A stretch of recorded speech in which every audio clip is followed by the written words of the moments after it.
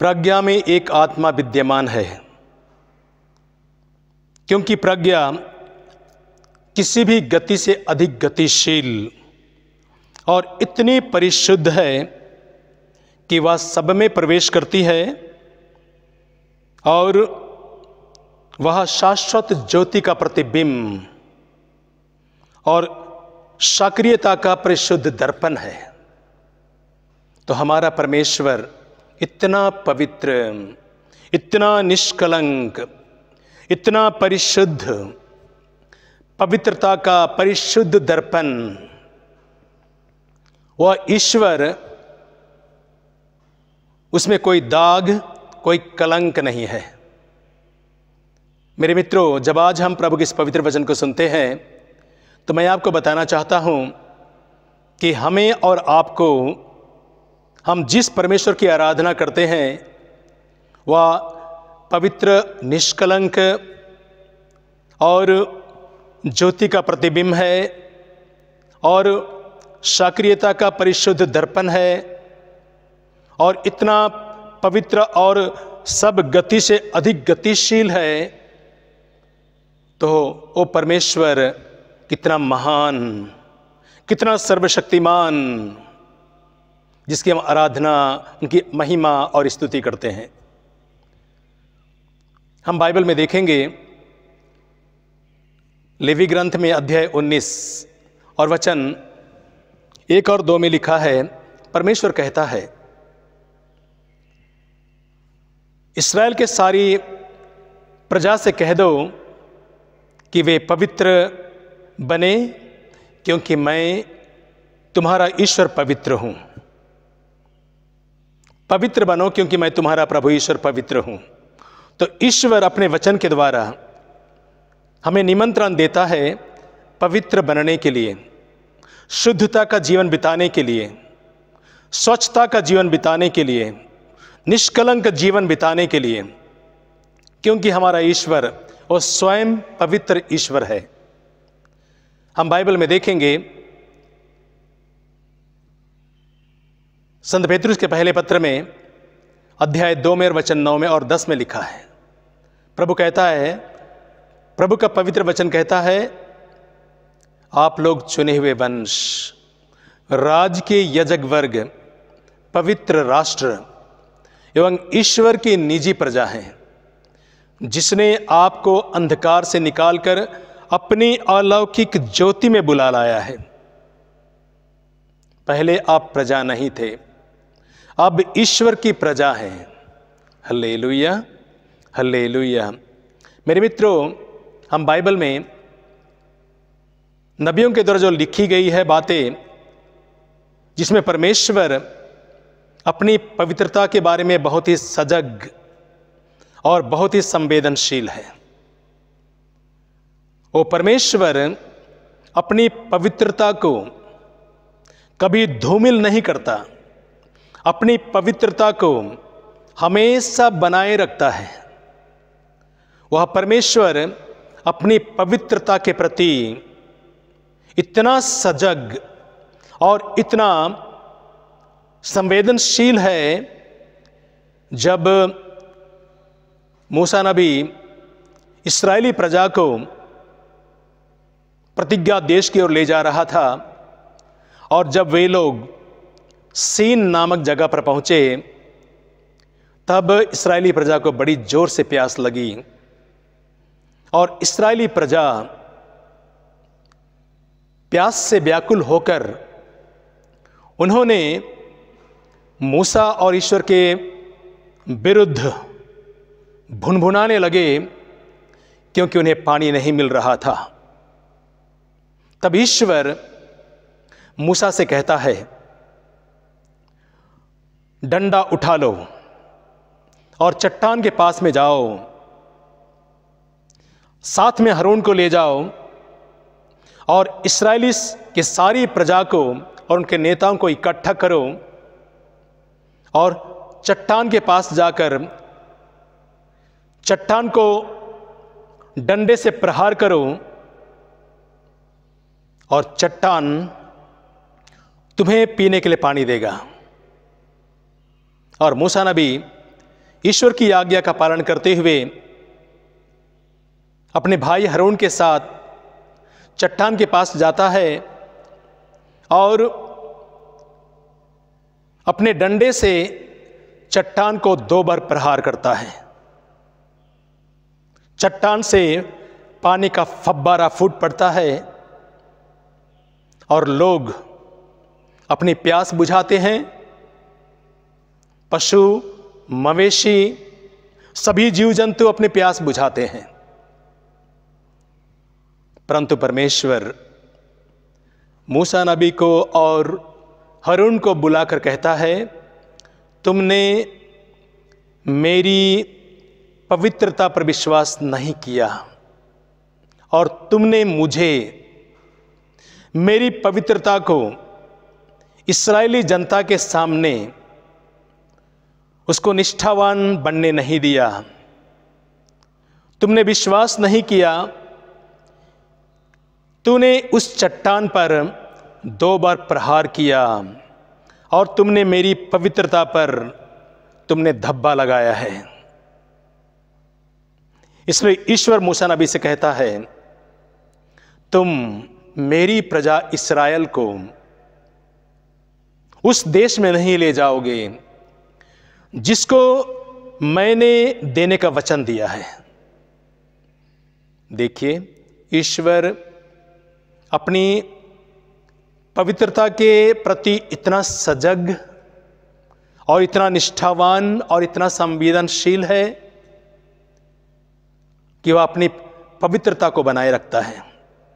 हम एजेकियल नबी के ग्रंथ में देखेंगे, परमेश्वर एजेकियल नबी के ग्रंथ के द्वारा कहता है, अध्याय 36 में वचन 22 और 23 में लिखा है, प्रभु कहता है, जो मैं करने जा रहा हूं वह तुम्हारे कारण नहीं, बल्कि मैं अपने महिमामय नाम की पवित्रता के कारण जिसका अनादर तुम लोगों ने देश विदेश में कराया है,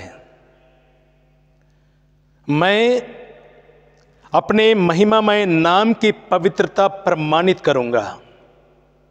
देखिए, प्रभु कहता है, जिस पवित्र नाम को तुम लोगों ने देश विदेश में अनादर कराया है, मैं अपने पवित्र नाम की महिमा को प्रमाणित करूंगा। जिसका कलंक तुम लोगों ने देश विदेश में लगाया और जिसका अनादर तुम लोगों ने वहां जाकर कराया है, मैं तुम्हारे द्वारा सब राष्ट्रों के सामने अपने पवित्र नाम की महिमा प्रदर्शित करूंगा। तब वे सभी जान जाएंगे कि मैं ही प्रभु हूं। Hallelujah, hallelujah. मेरे प्रिय भाई और बहनों, इसलिए मैंने आपको बताया कि हम एक ऐसे ईश्वर की स्तुति, आराधना और महिमा करते हैं जो सबसे पवित्र, सर्वशक्तिमान और निष्कलंक है और सक्रियता का परिशुद्ध दर्पण, और वह ईश्वर अगम्य ज्योति में निवास करता है। हम सामुएल के दूसरे ग्रंथ में देखेंगे, अध्याय 6 में, जहां पर राजा दाऊद एक बार ईश्वर की मंजूसा को दाऊद नगर बड़े भव्य दृश्य के द्वारा ले आ रहा था।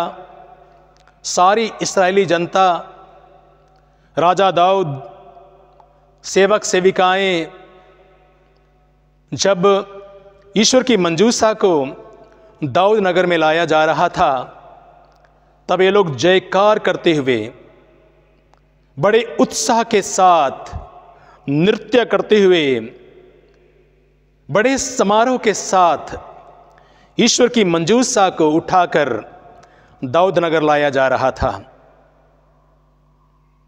उस वक्त साउल की बेटी, जिसका नाम मीकल, जो राजा दाऊद की पत्नी भी थी, जब उन्होंने देखा कि राजा दाऊद नंगे बदन अपने सेवकों के दासियों के सामने निकम्मे होकर नाच रहे हैं, तो मीकल को बुरा लगा और उन्होंने दाऊद पर कटाक्ष किया और उनका तिरस्कार किया। और जब राजा दाऊद मंजूसा को लेकर दाऊद नगर आ गए और जब वो अपने घर गया ईश्वर को का आशीर्वाद देने के लिए, तब मीकल कहती है, आज इस्राएल के राजा ने बहुत बड़ा नाम और यश कमाया है। वह नंगे बदन इस्राएली सेवकों के, उनकी दासियों के सामने बड़े निकम्मे भाव से नृत्य कर रहे थे और इस प्रकार उन्होंने अपने विचित्र स्वभाव को दिखाया है। इस प्रकार मीकल को बड़े ईर्ष्या और जलन की भावना से उन्होंने राजा दाऊद पर कटाक्ष किया, उनका तिरस्कार किया। जो भी कि राजा दाऊद अपने प्रभु के लिए तन मन धन से उसकी स्तुति आराधना करते हुए वो दाऊद नगर ले आ रहा था, उसके मन में प्रभु के प्रति किसी भी प्रकार का खोट, किसी भी प्रकार का बुराई नहीं था। मीकल के ऐसा कहने के कारण मीकल जिंदगी भर निसंतान बनी रही। मेरे मित्रों, जब ईश्वर कहता है मैं पवित्र ईश्वर हूं और मेरी प्रजा से कह दो कि वे भी पवित्र बने, तो हमारा ईश्वर अपनी पवित्रता के प्रति बहुत ही सजग और संवेदनशील है और वह चाहता है हर कीमत पर कि उसकी प्रजा भी निष्कलंक और पवित्रता का जीवन बिताए। Hallelujah, hallelujah. मेरे मित्रों, जब आज हम प्रभु के इस पवित्र वचन को सुनते हैं तो मैं आपको बताना चाहता हूं कि हमारा ईश्वर और हम सबों को भी बड़े ही गर्वान्वित होना चाहिए कि हम एक ऐसे ईश्वर की स्तुति आराधना करते हैं जो सबसे महान, सबसे अलग और सर्वशक्तिमान निष्कलंक ईश्वर है।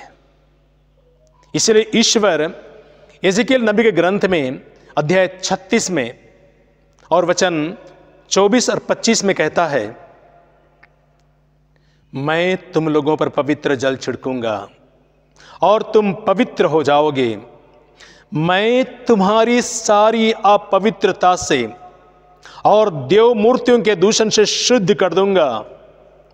मैं तुम लोगों को एक नया हृदय दूंगा और तुम में अपनी आत्मा रख दूंगा। मैं तुम्हारे शरीर से पत्थर का हृदय निकालकर रक्त मांस का हृदय प्रदान करूंगा, जिससे तुम मेरी संहिता पर चलोगे और मेरी आज्ञाओं का पालन करोगे। तो प्रभु कहता है, मैं तुम लोगों पर पवित्र जल छिड़कूंगा, तुम्हें पवित्र करूंगा, हर हालत में, हर कीमत पर मैं तुम्हें पवित्र करूंगा, प्रभु कहता है। तो मेरे मित्रों, हमारा ईश्वर पवित्र ईश्वर है और वो चाहता है कि हम पवित्रता का जीवन बिताएं। हम जब आज प्रभु के इस पवित्र वचन को सुनते हैं तो मैं आपको बताना चाहता हूं, आप और हम सभी लोग, हम लोग एक मनुष्य हैं। मनुष्य होने के नाते हम जानते हैं हमारी दुर्बलता, हमारी कमजोरियां, हमारी बुराई। अभी हम पवित्रता का जीवन कैसे बिताएं? एक दो प्रस्ताव मैं आपके पास में रखना चाहूँगा और वह है, हम सभी लोग जानते हैं कि हम सभी दुर्बल हैं। अपनी दुर्बलता को सबसे पहले हमें अपने आप को जानने की ज़रूरत है कि मैं एक मनुष्य हूँ। मैं एक दुर्बल और हमारे अंदर कई प्रकार की बुराइयां हैं। हमको इस बात को स्वीकार करना पड़ेगा और हम अपनी इस दुर्बलता को लेकर, अपनी इन सारी कमजोरियों को लेकर हम ईश्वर के पास में हम जाते हैं, स्वीकार करते हैं, अपने आप को समर्पित करते हैं, हम अपने आप को प्रभु के अधीन रखते हैं। उसके बाद हम उस परमेश्वर के सामने समर्पित करने के साथ साथ हम समय निकालकर पवित्रता का जीवन बिताने के लिए सबसे बेस्ट टाइम हमारे लिए ये होगा, बड़े सवेरे उठकर एकांत में हम प्रभु की उपस्थिति में समय बिताने का प्रयास करें।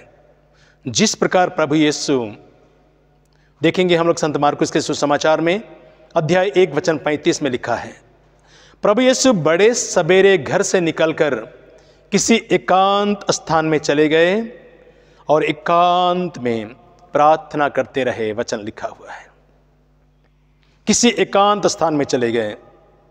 इसके बाद हम एक प्रयास करते हैं पवित्रता का जीवन बिताने के लिए और हमें अपने आप को उन सारी बुराइयों से दूर रखने की ज़रूरत है जो इस संसार की कई बातें हैं, जैसे शरीर की वासना, आँखों का लोभ, धन संपत्ति का घमंड, अश्लील तस्वीरें, अश्लील बातें।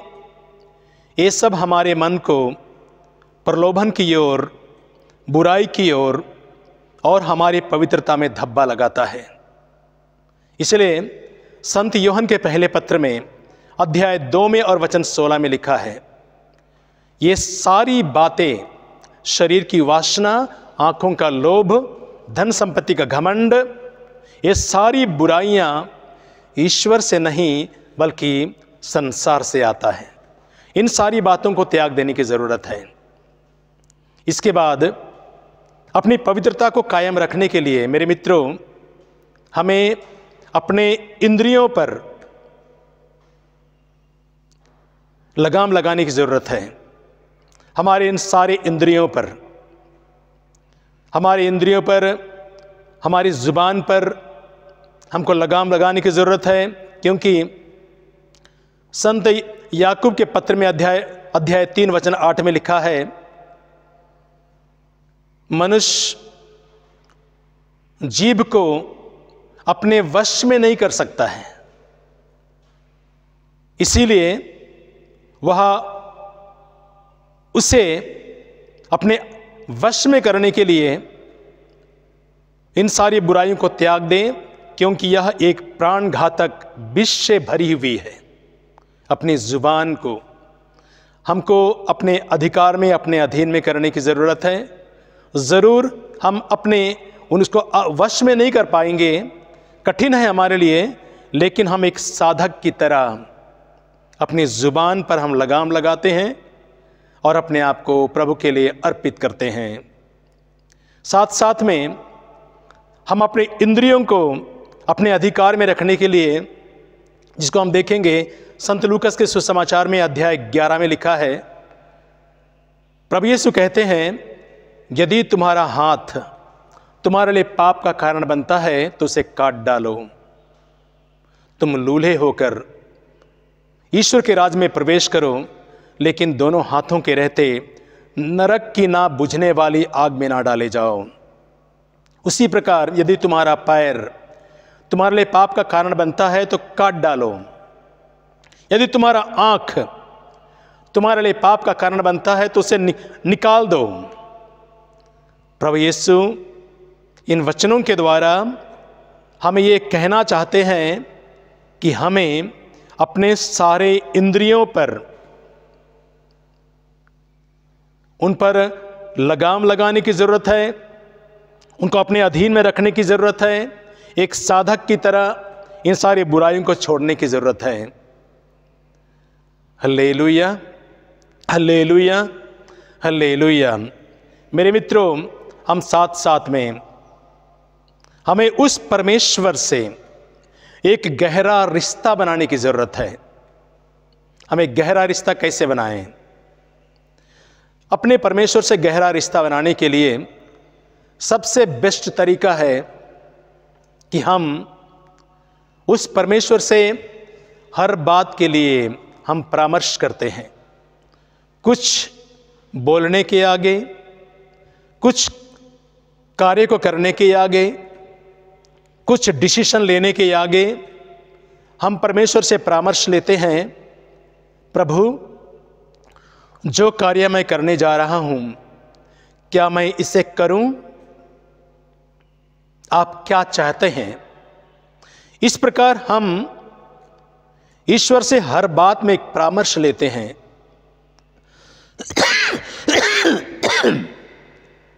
तो मेरे मित्रों, हम इस प्रकार परमेश्वर से हर बात में उनसे सलाह लेते हैं, मशविरा लेते हैं, उनसे बातचीत करते हैं और इस प्रकार हम अपने परमेश्वर से, उस परमेश्वर से जो सर्वशक्तिमान है, निष्कलंक है, पवित्र है,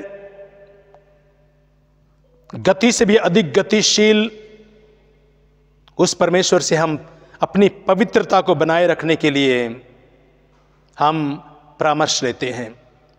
तो इस प्रकार जब हम करेंगे तो निस्संदेह हम दिन प्रतिदिन पवित्रता में बढ़ते जाएंगे।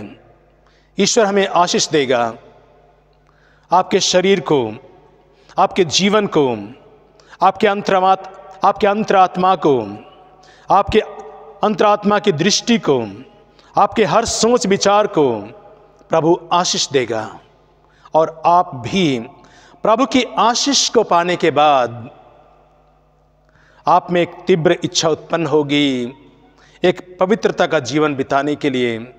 क्योंकि प्रज्ञा ग्रंथ में लिखा है, अध्याय 1 में और वचन 4 में लिखा है, प्रभु का पवित्र वचन कहता है, प्रज्ञा उस आत्मा में निवास नहीं करती जो बुराई की बातें सोचती है, और उस शरीर में निवास नहीं करती जो पाप के अधीन रहती है। तो जब हम अपने आप को ईश्वर के हवाले करेंगे, जब हम अपने आप को प्रभु के हाथों में समर्पित करेंगे, तो मेरे मित्रों, हमारा ईश्वर जो पवित्र है, जो पवित्रता के प्रति इतना सजग और संवेदनशील है, हमें पवित्रता का जीवन बिताने के लिए अपनी आशीष और कृपाएं प्रदान करेगा। जिस प्रकार वह परमेश्वर इब्राहिम से कहता है, तुम मेरे सम्मुख पवित्र आचरण करते चलो, मैं तुम्हें और तुम्हारे वंशजों को आशीर्वाद दूंगा। Hallelujah, hallelujah, hallelujah.